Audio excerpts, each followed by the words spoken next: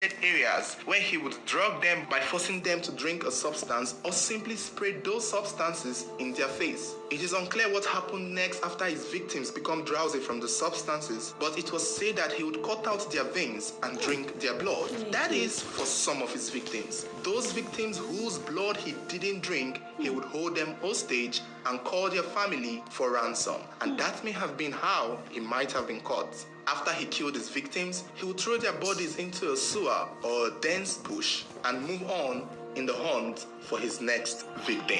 It is unclear how he was caught, but he might have been a suspect, as many of the kids who go missing were believed to have been seen with him around the time they went missing. And so, when they arrested him, he confessed to killing them and sucking their blood in some cases before disposing of their bodies. It was said that Wanjala may have killed a total of 10 children, all between the ages of 8 to 13. In July of 2021, he was arrested and kept in prison, awaiting charges. Surprisingly, a few days later, after he had been arrested, he escaped from prison. Although many people believe that he may have been helped by one of the guards in the prison cell, the police, however, claimed that he escaped during a power shortage in the station. It was the following morning during a roll call that they noticed that he had escaped. Instantly, the Kenyan authorities put it out on the news that Wanjala had escaped from prison and that the people should be on the lookout. And that was how the community knew that the killer was at large again. Everyone in the community was alert. Parents began escorting their children to school and back.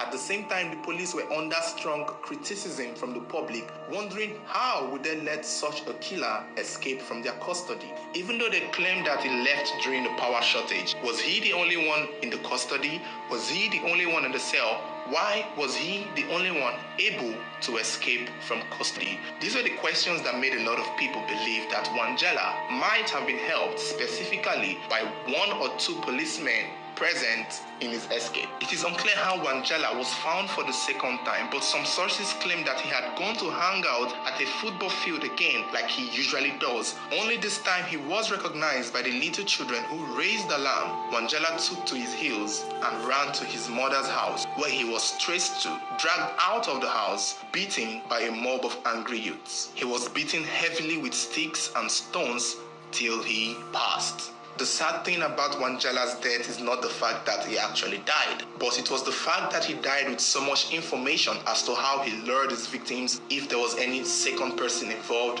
and what he did and why he sucked the blood of his victims. There were so many things unsaid as to his method of killing and his choice of killing and how he handled his victims. Unfortunately, he didn't live to give the information that would have been vital in understanding how he, as a serial